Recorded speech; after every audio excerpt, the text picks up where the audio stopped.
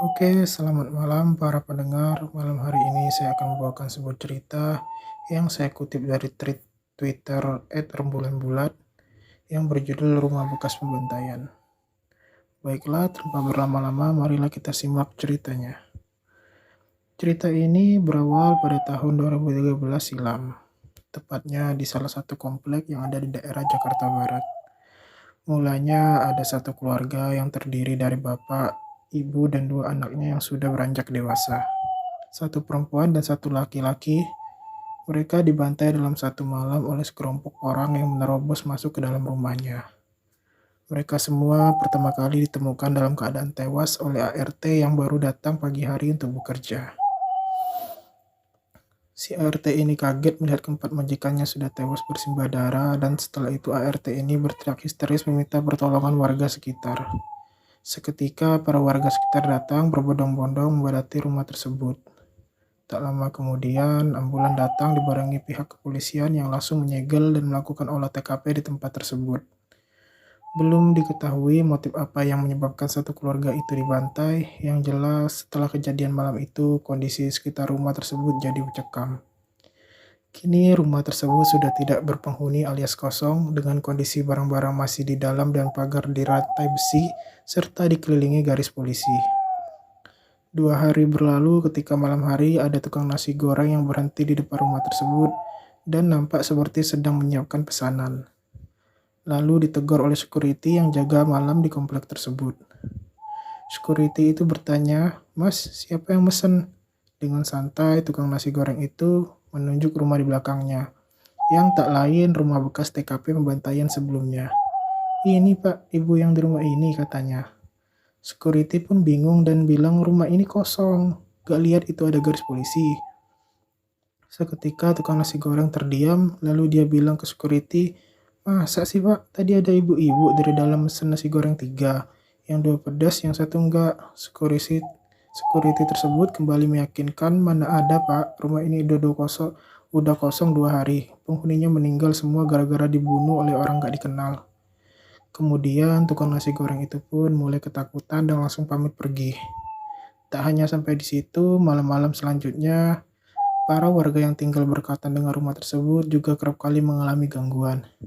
Seperti mendengar suara-suara, juga beberapa ada yang melihat sosok pria yang terlihat sedang beraktivitas di dalam rumah tersebut.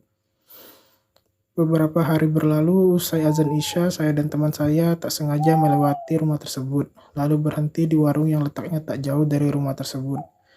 Saya membeli minuman dingin dan teman saya membeli rokok di warung tersebut.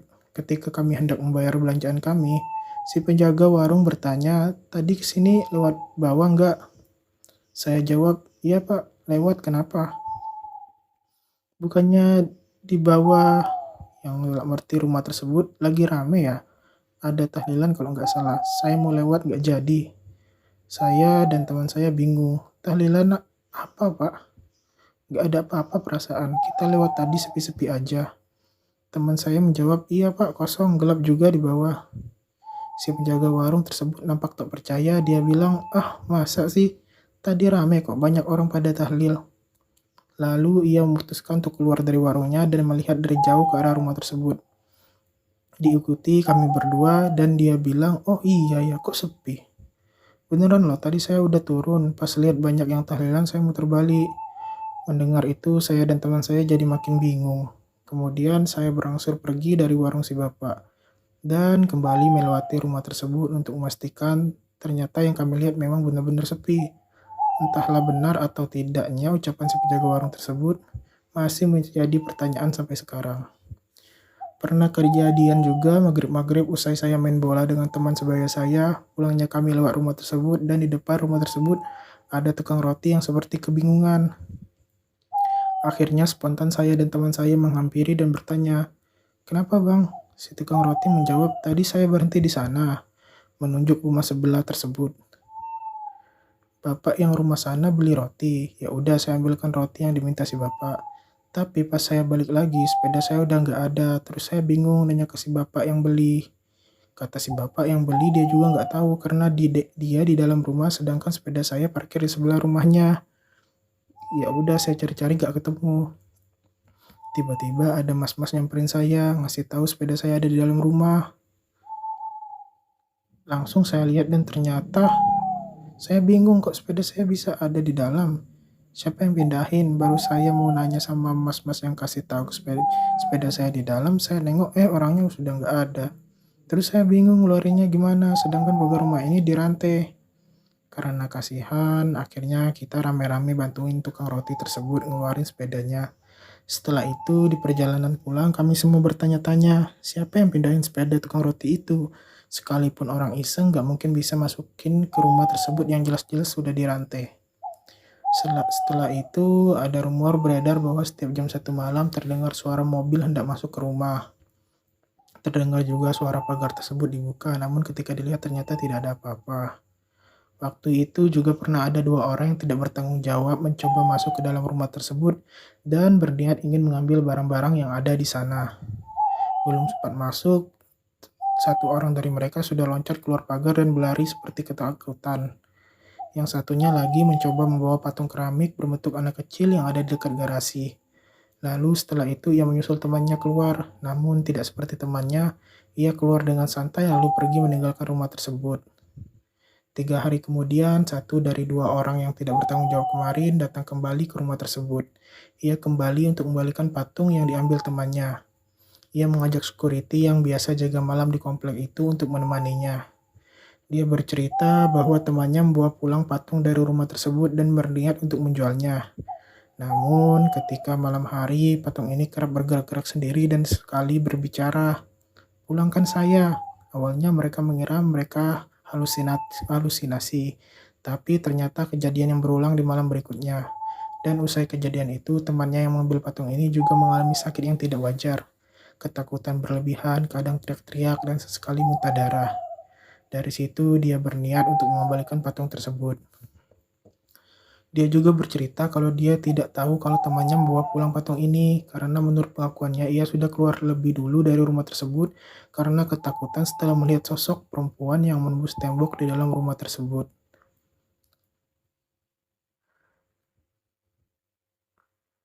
Makin kesini makin banyak isu yang beredar tentang rumah tersebut. Yang paling ramai diperbincangkan adalah tentang bunyi lantunan alat musik piano yang rutin terdengar setiap malam Jumat dari rumah tersebut. Dan hal itu membuat saya dan teman-teman saya penasaran. Akhirnya kami putuskan untuk mencari kebenaran tentang isu tersebut. Rencananya malam Jumat nanti saya dan beberapa teman ingin nongkrong di dekat rumah tersebut dengan tujuan ingin tahu langsung mengenai suara piano itu. Malam Jumat pun tiba, saya dan keempat teman saya duduk di turunan dekat rumah tersebut. Kurang lebih saat itu pukul 10 malam, yang kami lakukan tak lain hanya selayaknya anak remaja nongkrong dengan teman-temannya, ngobrol, bercanda, dan tertawa ingar. Setengah jam berlalu, tidak ada apa-apa. Suasana di sekitar sudah sangat hening. Lalu satu teman saya bilang kalau dia ingin ke warung untuk membeli minuman dan cemilan agar suasana jadi lebih cair. Tak lama kemudian, datang kedua teman saya lainnya, ternyata mereka menyusul ketika dikabari oleh satu teman saya. Kedua teman saya datang membawa gitar, barulah suasana yang tadinya agak hening menjadi ramai karena gencerengan gitar dan nyanyian kami. Tidak terasa, waktu sudah menunjukkan pukul 1 malam, namun kami tidak mendapatkan keanehan ataupun gangguan satupun. Akhirnya kami putuskan untuk pulang, mengingat sudah larut malam dan tak enak juga karena kehadiran kami mengganggu warga lainnya. Baru saja bubar, tiba-tiba terdengar suara piano yang entah dari mana. 3 teman saya langsung lari ketakutan, menyisakan saya berempat. Kami mendekati sumber suara itu dan ternyata benar, suara piano itu terdengar dari rumah tersebut. Awalnya kami hanya diam, namun tanpa sadar bulu kuduk saya sudah merinding semua. Tiba-tiba, satu teman saya memberi kode dengan mata untuk melihat ke arah balkon rumah tersebut. Alangkah terkejutnya kami melihat ada seorang wanita mengayun-ayunkan kakinya tanpa sepatah kata pun. Kami lari berhamburan. Saya pribadi jadi kapok untuk cari tahu hal-hal mistis mengenai rumah tersebut karena sudah terbukti kebenarannya bahwa rumah tersebut memang benar-benar menyeramkan. Cerita lainnya datang dari tukang taksi yang datang ke pos security komplek tersebut.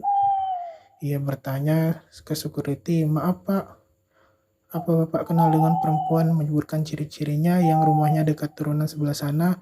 Security pun menjawab, "Iya, saya kenal, ada apa Pak?" "Iya, dia penumpang saya Pak, naik dari depan TPU Tanah Kusir." Terus sampai depan rumahnya bilang saya disuruh nunggu. Dia mau ngambil uang dulu ke dalam, sambung tukang taksi. Security pun keheranan, maaf mas, tapi rumah yang mas maksud sudah lama kosong. Dan perempuan yang mas maksud itu sudah lama meninggal. Tukang taksi pun seakan tidak percaya, masa sih pak, dia tadi naik taksi saya loh. Turun di rumah yang itu, orangnya pakai gaun putih. Yang bapak maksud beda orang kali sama penumpang saya. Security itu pun mencoba meyakinkan. Benar mas, orang yang mas maksud itu sudah lama meninggal. Namanya Mbak X. Dia anak dari pemilik rumah tersebut. Dia bersama keluarganya dibunuh sama orang gak dikenal. Kalau masnya tidak percaya, boleh saya temenin lihat rumahnya. Tukang taksi pun mengiyakan dan kemudian menuju rumah tersebut ditemani oleh security. Sampai di sana mereka keluar dari taksi dan berdiri di depan rumah tersebut. Security berkata, coba mas lihat rumahnya kosong kan, mana ada perempuan bisa masuk ke sini, orang pagarnya aja dirantai. Sopir taksi itu pun pucat karena bingung dan masih tak percaya sama apa yang dialaminya. Lalu security mengajak sopir taksi itu ke posnya guna menenangkannya. Sampai di pos sopir taksi itu diberi minum lalu dinasihati, mas, mending sekarang sampean pulang karena sudah malam. Sopir taksi itu pulang, tapi pak gimana sama argo taksi saya? Lumayan loh 43.000 dengan muka pucat keringat dingin. Security pun bilang, udah mas, anggap aja masnya sedekah, siapa tahu nanti diganti yang lebih. Sekarang kita mau nagih siapa? Orang yang mas maksud juga udah nggak ada. 2 tahun berlalu, tepatnya tahun 2015, rumah itu pun dibeli oleh pengusaha dan hendak dijadikan kantor. Tapi mengingat rumah itu terkenal dengan berbagai kisah mistisnya, akhirnya sang pembeli rumah tersebut pun memanggil beberapa orang yang ahli spiritual untuk membersihkan rumah tersebut dari gangguan-gangguan serta energi negatif yang ada di dalamnya. Baru setelah itu bangunan tersebut diratakan oleh tanah. Setelah bangunan itu diratakan oleh tanah, sempat ada jeda sekitar 1 minggu sebelum dimulai proses mendirikan bangunan baru di sana. Ada satu kejanggalan dan hampir semua orang yang lewat pun merasakannya, yaitu bau amis darah yang menyengat selama beberapa hari dari bekas bangunan. Bau amis darah itu baru hilang ketika puing-puing bekas bangunan lama itu dibersihkan dan digantikan oleh rumah sehingga para kuli yang melakukan kerja proyek pembangunan kantor baru di sana. Konon katanya selama proses pembangunan kantor itu, kuli-kuli yang bekerja kerap kali mengalami kejanggalan seperti mendengar suara-suara aneh, alat serta mesin bangunan yang menyala dan bergerak sendiri hingga ditapaki beberapa sosok menyeramkan. Bahkan yang lebih parahnya lagi, salah satu dari mereka sempat ada yang meninggal akibat jatuh dari lantai atas bangunan yang baru setengah jadi. Sempat dianggap bahwa itu hanya kecelakaan kerja, tapi salah seorang kuli bersaksi bahwa temannya yang jatuh dan meninggal itu sempat bilang kalau dia melihat perempuan dengan paras yang sangat cantik ada di lantai bawah. Tak lama kemudian barulah terdengar suara keras yang ternyata temannya tersebut sudah jatuh dan terbaring di lantai bawah. Setelah mendengar pengakuan dari salah seorang kuli tersebut, semua orang beranggapan kalau kuli yang meninggal itu adalah tumbal yang diminta si penunggu proyek tersebut. Setelah kejadian itu, semua aktivitas proyek dihentikan kurang lebih 1 bulan untuk menetralisir kembali energi negatif yang ada. Singkat cerita, proyek pembangunan kantor itu telah selesai dikerjakan, kini tak ada lagi rumah angker yang kita kenal bekas pembantaian tersebut. Digantikan oleh kantor dengan bangunan yang modern sehingga suasana di sana tidak lagi menyeramkan sebelumnya. Mungkin sampai di sini dulu cerita mengenai rumah bekas pembantaian itu. Sebenarnya masih banyak kejadian-kejadian menyeramkan yang belum ditulis. Itu semua berdasarkan pengalaman orang-orang pernah mengalami kejadian janggal di rumah tersebut. Terima kasih sudah untuk semua sudah mampir untuk membaca thread ini. Oke, terima kasih. Itulah cerita dari Rembulan Bulat yang berjudul Rumah Bekas Pembantaian. Baiklah, untuk itu saya akhiri cerita malam hari ini. Jangan lupa untuk subscribe, like, dan komen channel saya agar terus berkembang dan memberikan cerita-cerita horor di malam-malam selanjutnya. Terima kasih. Wassalamualaikum warahmatullahi wabarakatuh.